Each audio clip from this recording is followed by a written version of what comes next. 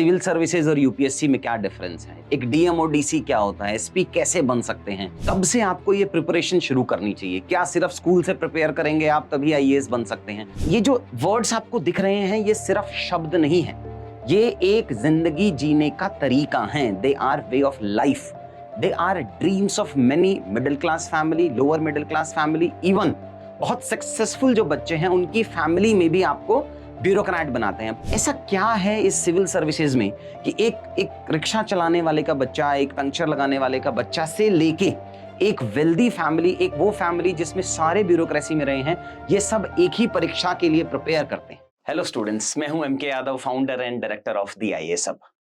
आज हम सब के लिए एक बहुत ही बड़ी अनाउंसमेंट है जो मैं इस वीडियो के एंड में आपके साथ में डिस्कस करूंगा।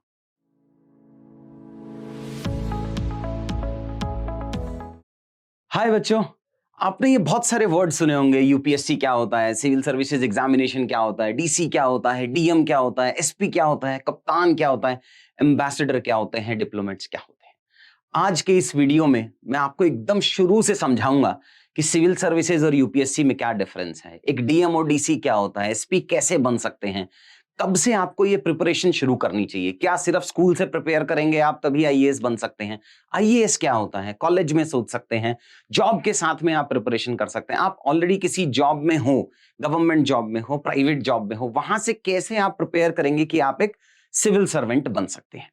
क्योंकि ये जो वर्ड्स आपको दिख रहे हैं ये सिर्फ शब्द नहीं है, ये एक जिंदगी जीने का तरीका है। They are way of life, they are dreams of many middle class family, lower middle class family, even बहुत सक्सेसफुल जो बच्चे हैं उनकी फैमिली में भी आपको ब्यूरोक्रेट बनाते हैं। बहुत सारे एग्जांपल्स हैं। आप एक जीवानी कार्तिक करके बच्चे हैं, he got all India rank 8th। उनकी फैमिली अगर आप देखेंगे तो ऑन एन एवरेज काफी वेल्दी फैमिली से आते हैं। He clear this exam thrice, first attempt दिया, कुछ 90 रैंक आया, सेकंड अटेम्प्ट में 80s में रैंक आया और थर्ड अटेम्प्ट में वो ऑल इंडिया रैंक 8 लेके आए थे। वो मुझसे एक कोर्स है आईएनए का, उसमें एसोसिएटेड थे। सो ऐसा क्या है इस सिविल सर्विसेज में कि एक रिक्शा चलाने वाले का बच्चा, एक पंक्चर लगाने वाले का बच्चा से लेके एक वेल्दी फैमिली, एक वो फैमिली जिसमें सारे ब्यूरोक्रेसी में रहे हैं, ये सब एक ही परीक्षा के लिए प्रिपेयर करते हैं। उसका एक ही मेजर रीजन है कि ये जो आपको इंपैक्ट क्रिएट करवाता है। आपने ये कहानी भी सुनी होगी कि एक रजत करके बच्चा था, ही कंटिन्यूअसली अटेम्प्टेड फॉर 10 ईयर्स, 10 साल तक। मोस्ट प्रोडक्टिव ईयर्स जो हमारे होते हैं 20-21 से लेके 30-32 साल तक के, वो पूरे 10 साल इन्होंने यूपीएससी को दे दिए। और फाइनली अगर हम आम समाज में समझें कि क्या बच्चे ने पेपर पास किया और क्या बच्चे ने पेपर पास नहीं किया, so finally even after attempting और giving 10 years to UPSC CSC preparation, तब भी उनका फाइनल सिलेक्शन यूपीएससी में तो नहीं हुआ। बाकी एग्जाम्स में हुआ है बट हाँ, यूपीएससी में नहीं हुआ।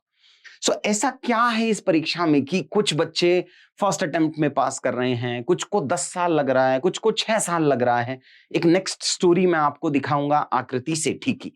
आकृति सेठी शुरुआत में उन्होंने जब यूपीएससी की परीक्षा शुरू की 2016-17 में, उससे पहले वो एमएनसी में जॉब करते थे गुरुग्राम में, बहुत ही क्लोज बच्चा है मेरे। उसके बाद इन्होंने सीएससी का एग्जाम दिया।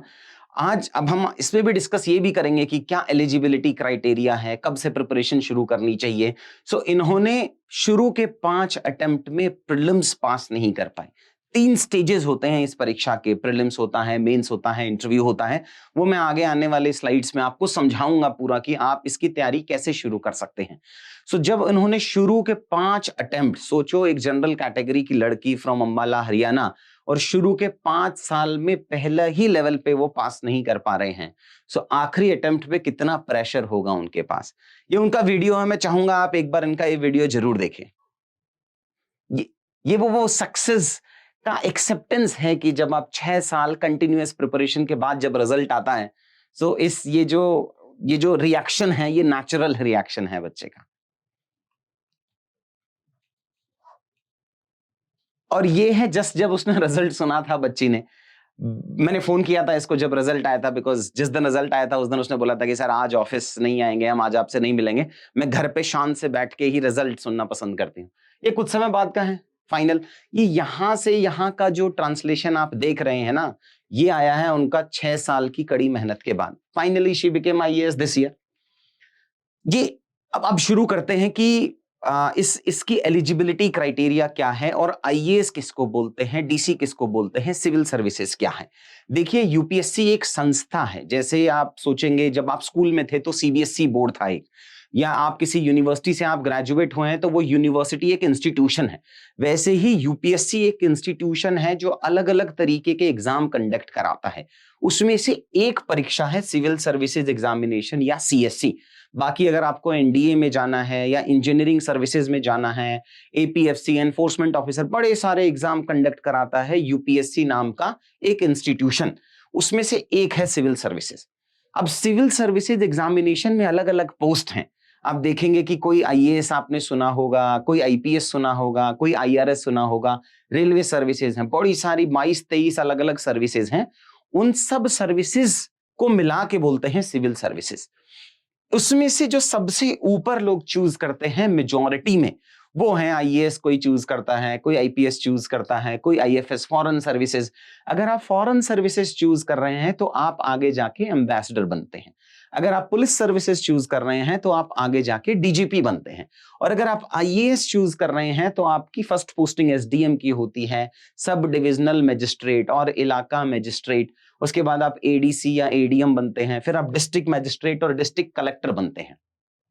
कुछ स्टेट्स में आप डीसी बोलते हो और कुछ स्टेट्स में सेम को ही डीएम बोलते हो। सो जो आपके पूरे जिले में सबसे बड़ा एडमिनिस्ट्रेटिव ऑफिसर है उसको डीसी या डीएम बोला जाता है। जितनी भी गवर्नमेंट की स्कीम्स हैं, उन गवर्नमेंट स्कीम्स को इंप्लीमेंट करने की जो एजेंसी है वो इंप्लीमेंटेशन डीसी या डीएम के थ्रू होता है।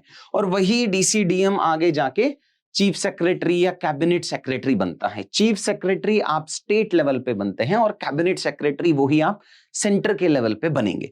आपने कुछ सुना होगा, कुछ ऑफिसर्स अपने स्टेट से डेपुटेशन पे आ जाते हैं सेंटर गवर्नमेंट में। सो ये ब्रॉडली रहता है अगर civil services, UPSC, DC, DM etcetera का डिफरेंस। आई होप आप अभी समझ पा रहे होंगे कि यूपीएससी तो एक परीक्षा कंडक्ट कराने वाला इंस्टीट्यूशन हो गया। उसके नीचे उसने बहुत सारी परीक्षाएं कंडक्ट कराई जिसमें से एक का नाम है सीएससी या civil services examination. Civil services examination में बहुत डिफरेंट डिफरेंट तरीके की पोस्ट हैं, आईएएस, आईपीएस एटसेट्रा। उसमें से एक है आईएएस। और आईएएस का ये अलग अलग, जब आप प्रिपरेशन के बाद में सर्विसेज में जाएंगे, प्रमोशन के हिसाब से आपको अलग अलग पोस्ट मिलती चली जाएंगी। फिर नेक्स्ट क्वेश्चन आता है कि सर ये तो अच्छा है, अब हमें प्रिपरेशन कब से शुरू करनी चाहिए, क्योंकि यही एलिजिबिलिटी भी डिसाइड करेगा। क्या मैं स्कूल के लेवल से प्रिपेयर करूं या नहीं, कॉलेज से ही करना पड़ेगा। बहुत सारे टॉपर बोलते हैं हम 6th क्लास से प्रिपेयर करना का तैयारी कर रहे थे, कुछ बोलते हैं हमने तो जस्ट अभी 1 साल पहले प्रिपेयर किया। सो देखिए, एलिजिबिलिटी क्राइटेरिया है वो ये है। अब आप कभी भी इस प्रिपरेशन में चले जाइए, वो ही आपके लिए राइट टाइम हो जाएगा। बिकॉज एक 25 साल का बच्चा भी आईएएस बन सकता है, 30 साल का बच्चा भी आईएएस बन सकता है, 21 साल का बच्चा भी आईएएस बन सकता है। एंड जो रिजल्ट है 32 साल से पहले पहले कभी भी जनरल कैटेगरी का बच्चा इस परीक्षा को पास करके, देखिए ये कोई कोर्स नहीं है कि हम जैसे आप बीए का कोर्स करते हैं, इंजीनियरिंग का कोर्स करते हैं कि मैंने एक कोर्स किया 3 साल तक किया और फिर मैं आईएएस बन गया। नहीं, ये एक कॉम्पिटिटिव एग्जाम है, उसको आपको पास करना पड़ेगा, जिसमें आप पास भी हो सकते हैं, जिसमें आप फेल भी हो सकते हैं।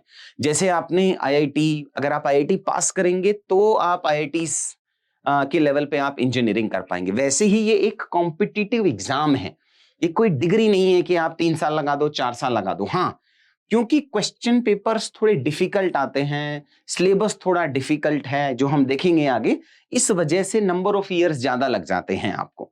बट अदरवाइज ये सिर्फ एक एग्जाम है। हाँ, एग्जाम के अलग अलग फेज जरूर हैं जो हम नेक्स्ट स्लाइड में देखेंगे कि कितने तरीके के फेजेस होते हैं उसमें। एलिजिबिलिटी यार देखो, एक तो आपको इंडियन होना चाहिए, ये एक फर्स्ट कंडीशन है। अगर आप किसी और कंट्री के नेटिव हैं तो आपको ये परीक्षा नहीं दे सकते हैं। दूसरी, एजुकेशन, आपको ग्रेजुएट होना पड़ेगा। बस आप ग्रेजुएट रेगुलर कोर्स से कर सकते हैं, आप बीए हो सकते हैं, बीबीए हो सकते हैं, इंजीनियर हो सकते हैं, आप इग्नू से डिस्टेंस लर्निंग का कोर्स कर सकते हैं। आप सिर्फ ग्रेजुएट होने चाहिए, आप इस परीक्षा को दे सकते हैं।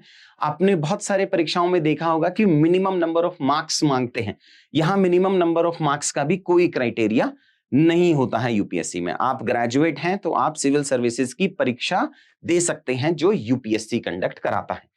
फिर आता है किस उम्र के बच्चे हैं जो इस परीक्षा में बैठ सकते हैं। मिनिमम 21 है। बहुत सारे बच्चे हैं जो 21-22 साल के बीच में पेपर पास कर रहे हैं। आप अगर नीचे डिस्क्रिप्शन में हम लिंक देंगे, जो यंगेस्ट आईएएस ऑफिसर्स हैं उनको हम मेंटर कर पा रहे हैं पिछले 3-4 साल से, जो पहले ही अटेम्प्ट में इस परीक्षा को पास कर रहे हैं। ऋतिका जिंदल है, सिम्मी करन है, मृदुल शिवहरे हैं, ये इस बार डॉक्टर आदित्य, बहुत सारे बच्चे हैं जो पहले अटेम्प्ट में 21-22 साल में इस परीक्षा को पास करके एसडीएम बन रहे हैं। सो 21 years is the minimum. Starting तो 21 साल है, बट मैक्सिमम क्या है? मैक्सिमम में जनरल कैटेगरी 32 ईयर्स से पहले, और अगर आप रिजर्व कैटेगरी में आते हैं, OBC, SC, ST, differently abled, तो उनका कुछ रिलैक्सेशन देता है गवर्नमेंट, जैसा हर परीक्षा में देते हैं। तो 35 भी है, 37 भी है, depending upon the benefits which government is giving. फिर थर्ड आता है कितने अटेम्प्ट दे सकते हैं। आप सोचिए, आईआईटी सिर्फ 2 ही अटेम्प्ट मिलता है। 10th 12th में तो अगर आप फेल हो गए तो दैट इज कंसिडर बहुत खराब। इसमें सरकार ही आपको 6 अटेम्प्ट दे रही है। एक जनरल कैटेगरी के बच्चे को 6 अटेम्प्ट मिलते हैं इस परीक्षा को पास करने के लिए। अगर आप ओबीसी कैटेगरी में हैं तो आपको 9 अटेम्प्ट मिलते हैं। अगर आप एससी एसटी इस कैटेगरी में आते हैं तो आपके नंबर ऑफ अटेम्प्ट्स की कोई लिमिट ही नहीं है। आप 37 साल से पहले पहले कितने भी अटेम्प्ट दे सकते हैं। यही एक मेजर रीजन है नंबर ऑफ अटेम्प्ट्स का, जो ये दर्शाता भी है कि अगर आप अच्छे डायरेक्शन से नहीं पढ़ पा रहे हो, अगर हम फोकस्ड नहीं हैं, एकाग्रता नहीं है हमारे पास, वो आपने सुना होगा महाभारत में अर्जुन की कहानी, अगर आपको चिड़िया की आंख नहीं दिख रही है, आप छोटे छोटे पार्ट्स में सब कोई लाइफ जीना चाह रहे हैं कि मैं थोड़ा सा टाइम में यूपीएससी दे दूं, बचे हुए टाइम में कोई और एग्जाम दे दूं, बचे हुए टाइम में फैमिली का बिजनेस संभाल लूं, तो बहुत मुश्किल होता है इस एग्जाम को पास करना। ये भी एक मेजर रीजन है जहां बच्चों को बहुत साल लग जाते हैं इस परीक्षा को पास करने में। और यहां से जो असफलता का, अगर आपका ये पेपर पास नहीं होता है तो वो जो फेलियर है, जो असफलता का भार है या बोझ बोझ बोझ कहूंगा मैं उसे, उससे बाहर निकल पाना बहुत मुश्किल होता है। इसलिए जब भी आप यूपीएससी के लिए प्रिपेयर करना चाहें, जब आप मन बनाएं, आपको अपना 100% फोकस देना पड़ेगा। नेक्स्ट मैं आपको समझाता हूं कि इसके कितने स्टेजेस होते हैं। देखिए, इसके 3 स्टेज हैं परीक्षा पास करने के। जब आप 10th क्लास में थे तो आपने देखा होगा एक मंथली टेस्ट होता है, फिर एक प्री बोर्ड होता है, फिर एक बोर्ड होता है। जो प्री बोर्ड में पास होता है, यूजुअली स्कूल उसी को अलाउ करता है बोर्ड की परीक्षा में बैठने के लिए। बहुत कुछ वैसा सा ही स्ट्रक्चर यहाँ पे है कि एक प्रीलिम्स एग्जाम होता है जिसमें 2 पेपर होते हैं। एक जनरल स्टडीज का पेपर होता है, दूसरे को सीसेट का पेपर कहते हैं, जिसमें मैथ्स, इंग्लिश, रीजनिंग इस तरीके के क्वेश्चंस आते हैं। दोनों ही ऑब्जेक्टिव टाइप ऑफ क्वेश्चन है। जीएस जो जनरल स्टडीज का पेपर है उसमें 100 क्वेश्चंस आते हैं, 200 मार्क्स का होता है। जो सीसेट है सेकंड पार्ट है, सेम डे में ही ये दोनों परीक्षाएं हो जाती हैं, एक सुबह होता है, एक दोपहर में होता है। सीसेट 80 क्वेश्चंस आते हैं, वो भी 200 मार्क्स का होता है। सो ये सिर्फ क्वालिफाइंग पेपर है। इसका मतलब ये हुआ कि आपको इस परीक्षा में अगर कट ऑफ से ऊपर नंबर ले आओ तो ही वो ही आपको फाइनल एंट्री है इस स्टेज में जाने का। मतलब कि प्रीलिम्स के नंबर आपके फाइनल सिलेक्शन में काउंट नहीं होते हैं। यहां से जो बच्चा पास करता है, मैं आपको आगे ये भी बताऊंगा कितने बच्चे फॉर्म भरते हैं, कितने प्री लिखते हैं, कितने मेंस लिखते हैं, फाइनल कितने सेलेक्ट होते हैं। जो मेंस की परीक्षा है उसमें 9 पेपर होते हैं। जनरल स्टडीज के 4, एस्से होता है, उसमें ऑप्शनल के पेपर हैं, इंग्लिश का पेपर है, एक लैंग्वेज का पेपर है, सब मिला के 9 पेपर होते हैं। और ये सब्जेक्टिव होते हैं। सब्जेक्टिव मतलब जैसा आप 10th 12th में लिख के आते थे ना पूरा, कि what do you understand by this, और पूरा आप पेज 50 वर्ड में, 100 वर्ड में, वैसा ही मेंस की परीक्षा होती है। और सारे इसके जो पेपर्स हैं, ये 9 पेपर्स जिनके मार्क्स काउंट होते हैं वो 7 होते हैं, वो सब 250 मार्क्स के होते हैं। तो ये सब मिला के 1750 मार्क्स का पेपर होता है। और ये ही आपके फाइनल सिलेक्शन में मेजर रोल प्ले करता है। बिकॉज यहां से जो बच्चा पास होता है पर्सनालिटी टेस्ट के लिए या इंटरव्यू फेज, उसके सिर्फ 275 मार्क्स हैं। मतलब 1750 और 275, 2025 मार्क्स जो बने, उसमें से फाइनल आपके अगर 1000 से ऊपर, करीब करीब कट ऑफ 50% जा रही है, अगर आप उससे ऊपर लाते हैं तो आप फाइनल सेलेक्ट हो जाते हैं। आप समझिए, जिस परीक्षा को इतना डिफिकल्ट बताया गया है, उसमें सिर्फ 50% मार्क्स लाने पे आप एक अच्छी रैंक लेके आ सकते हैं। उसका रीजन ये नहीं है कि परीक्षा बहुत डिफिकल्ट है, उसका रीजन ये है कि सिलेबस बहुत डाइवर्स है। जितना डाइवर्स सिलेबस है, आप हर चीज में अच्छे नहीं हो सकते हैं कि आप ज्योग्राफी अच्छा है, आपका हिस्ट्री भी अच्छा है, आपका पॉलिटी भी अच्छा है, तो कुछ चीजें आपकी बहुत अच्छी हो जाती हैं, उसमें ज्यादा नंबर लाते हैं, कुछ में थोड़ा कम प्रिपरेशन होती है तो कम लाते हैं। सो एवरेज मिला के 2025 में से ये जो टोटल मार्क्स होंगे, उसमें से आप अगर 1000 नंबर से ऊपर ले आते हैं तो आपकी अच्छी खासी रैंक आ जाती है। नेक्स्ट चलता हूं कि ये परीक्षा के अलग अलग स्टेजेस क्या हैं। सो देखिए, प्रीलिम्स का जो एग्जाम है वो तकरीबन तकरीबन मई या फिर जून, मई लास्ट वीक या जून फर्स्ट वीक में कंडक्ट कराती है यूपीएससी। जो उसका रिजल्ट आता है वो 20 दिन में रिजल्ट आ जाता है।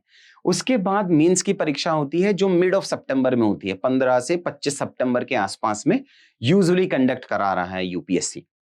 उसका रिजल्ट 70 से 80 से 90 दिन में आ जाता है, नवंबर एंड या दिसंबर फर्स्ट वीक में। उसके बाद इंटरव्यू चलता है, मतलब अगर दिसंबर फर्स्ट वीक में रिजल्ट आ रहा है तो जनवरी फर्स्ट वीक के आसपास से इंटरव्यू स्टार्ट होता है। 3 साढ़े 3 महीने के आसपास में इंटरव्यू चलता है। हर किसी को दिल्ली आना पड़ता है, यूपीएससी भवन में आप सबका इंटरव्यू होता है, अलग अलग बोर्ड बैठते हैं इसके अंदर, और फाइनल करके आपका रिजल्ट अप्रैल के एंड में या मई के महीने में आ जाता है। मतलब पूरा 1 साल तो परीक्षा का प्रोसेस चलता है, जहां आप प्री दे रहे हैं, मेंस दे रहे हैं, इंटरव्यू दे रहे हैं, एटसेट्रा। और 1 साल कम से कम आपको उससे पहले पढ़ना पड़ता है। सो मतलब 2 साल अगर आप इसमें लगाते हैं तो आप एक अटेम्प्ट अपना कंप्लीट कर पाते हैं। जो लाइफ साइकिल है इसकी परीक्षा की वो थोड़ी लेंदी है, और साल में क्योंकि एक ही बार परीक्षा कंडक्ट कराते हैं, इसीलिए बच्चे को ज्यादा साल लग जाते हैं इस परीक्षा को पास करने में। अब सपोज कीजिए कि आपने फर्स्ट टाइम एग्जाम दिया, आपका प्री हो गया, मेंस हो गया, और इंटरव्यू आपने दिया, फाइनल लिस्ट में आप नहीं आए, तो अगली साल जब आप वापस से इस परीक्षा में बैठेंगे तो क्या आपको प्रीलिम्स वापस देना पड़ेगा क्या? हाँ, आप जीरो से शुरू करते हैं, वापस से प्री देना है, फिर मेंस देना है, फिर इंटरव्यू देना है। तो आप कहेंगे कि सर इसमें तो बहुत सारा रिस्क हो गया, मतलब आप इंटरव्यू दे रहे हो, अगली बार तो प्री क्वालिफाई होना चाहिए। नहीं, ऐसा नहीं होता है। बट हाँ, क्योंकि इंटरव्यू स्टेज तक आप पहुंच रहे हैं, मतलब आपका इंटेलेक्चुअल नॉलेज अच्छा है, तो यूपीएससी अभी गवर्नमेंट के साथ मिलकर शुरू किया है कि जो बच्चे इंटरव्यू देते हैं उनको पीएसयूज डायरेक्टली हायर कर लें, कॉर्पोरेट सीधा हायर कर लें एंड ऑल, या स्पोर्ट्स अथॉरिटी। तो बहुत सारे ऐसे बच्चे हैं जो इंटरव्यू देते हैं और इंटरव्यू देने के बाद they become eligible for PSUs में जॉब, या स्पोर्ट्स अथॉरिटी में जॉब, या प्राइवेट सेक्टर में जॉब। तो यहाँ पे ऐसा नहीं है कि अगर आप अच्छे पढ़ते हैं तो देखिए आप इंटरव्यू स्टेज तक तो पहुंचेंगे ही।